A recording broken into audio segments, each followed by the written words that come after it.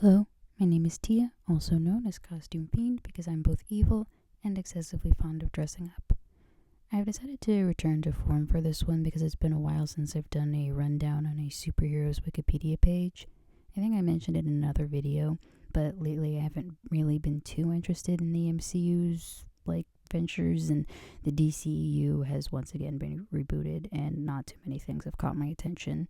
That being said, my geek card will never expire because live action movies are only a small part of what the world of comic book characters has to offer. So, in light of the new Fantastic Four movie and my immense distaste for the casting choice behind one of their most notorious foes, I'm going to be going through Victor Von Doom's Wikipedia page. Dr. Doom first appeared in 1962 and was created by Stan Lee and Jack Kirby. His full name is technically Dr. Victor Werner Von Doom, and he's from the made-up country of Latveria, which is located in Europe. Apparently, Stan Lee picked the name Dr. Doom for its simplicity and because it was, in quotes, magnificent in its implied menace. I suppose it doesn't hurt that in the early days of creating comics, none of the basic names were already taken. It is kind of funny to think about the fact that, Superman's name is just Superman. Yeah, it was certainly easier, I think, to name characters back then for that reason. But anyway, as for character design, the look was apparently inspired by the idea of death approaching and the man in the iron mask.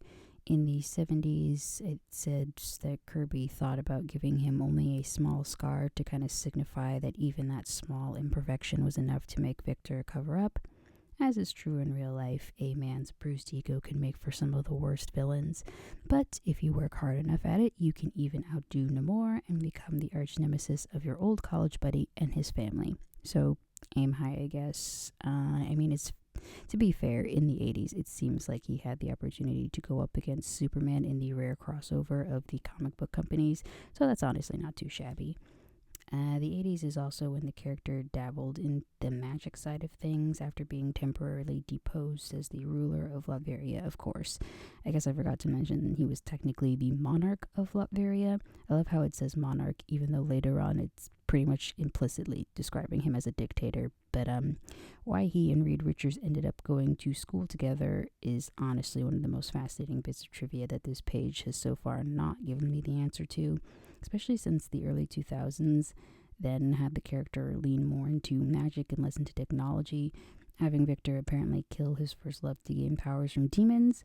Not sure how that works, seeing as I have not read the issue where that happens, and said love interest has no Wikipedia page to expand on this. Fun fact though, we are told that he uses said demonic powers to imprison Richard and Sue's son Franklin in hell. I couldn't make this up even if I wanted to. I feel like I couldn't make this up even if I wanted to is kind of pretty much it should just be the tagline, I guess, for these videos. But the result of this venture is naturally Victor ending up stuck in hell himself until he's able to use Mjolnir, I never know how to pronounce that, to escape. Again, I'm not making this up.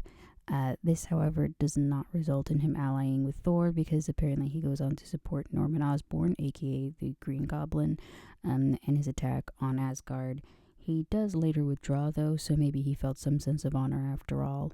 Probably not. The why and how the Green Goblin ended up in a position to be able to attack Asgard is absolutely going to be bookmarked for a later date though. Moving on from that, we get to the soap opera portion. No doubt the first of many, because where we go from here is just, it's a lot. To summarize, this next bout begins with Victor wanting to be quote-unquote reborn, where we quickly jump to him attending Johnny Storm's funeral, and then less than 2 sentences later, he assumes the role of a god in a completely new world.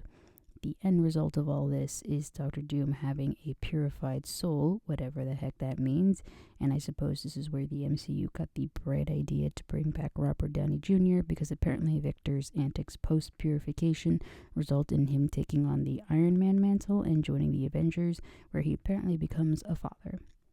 Comics are just soap operas on paper, there's no other way to slice it, because I forgot to mention that he was taking Iron Man's place because Tony was in a coma caused by Captain Marvel. And considering Captain Marvel's history with Rogue, you'd think she'd know better. That is assuming this is Carol Danvers because it doesn't actually specify, and more on that rogue thing some other time. Moving on to his fictional backstory, though, because that's how this Wikipedia article decided to organize the information, and at least one of the reasons why his recent casting choice is annoying to me personally. The character was born to a tribe of Romani people.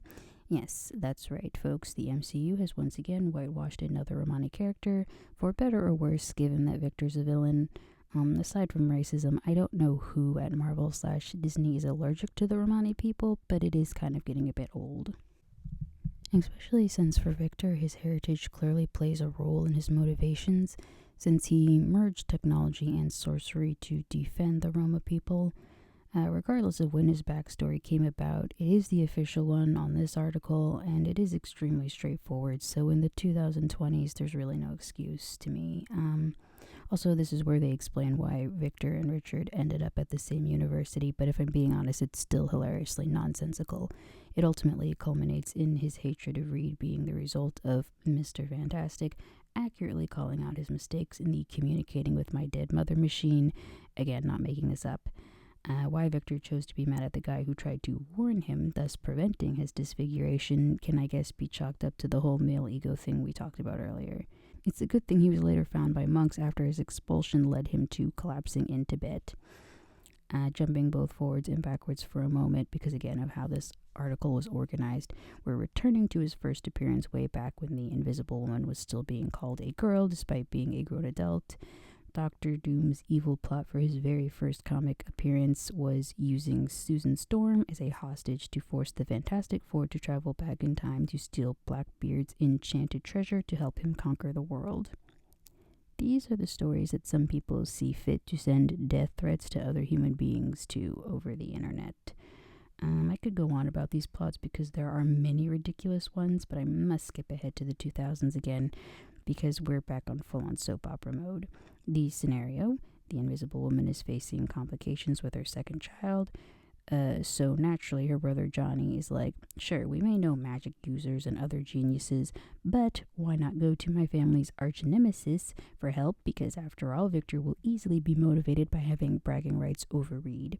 To the shock and surprise of no one, no good deed goes unpunished, and apparently Victor was allowed to name the baby Valeria after the first love I mentioned from earlier, and he plotted to make this baby his familiar. This is apparently the context behind him murdering said woman, Valeria, for demon powers. Again, why is this article organized this way? I feel similarly with Bane and Namor's pages, because whoever put this together, though, must have had a lot of fun, I will say that. Once again, there's so much more madness that's hard to even say what stands out the most. I do love how Dr. Doom apparently has diplomatic immunity, at least when he's the ruler of Latveria, which is, again, clearly sort of a dictator situation. In spite of all this goofy shit, and in all seriousness again, the character is considered one of Marvel's best supervillains for a reason. In 2006, apparently he was ranked number 4 in Wizard Magazine's 100 Greatest Villains list. And he's kind of held that rank in a bunch of different ones. He's also not just a rival to the Fantastic Four, he's considered a Black Panther villain and an Avengers villain as well. Aside from the duology from the early 2000s, my main exposure to the character was through cartoons. He's not necessarily one of my personal favorite villains, but I do understand the love for the character and the annoyance for his constant whitewashing. In any case, and if it wasn't obvious, I'm just getting over a sore throat, so I'm going to end on that note, but feel free to leave a like if you liked, subscribe for more nerdy rambling, and as always, have a good one.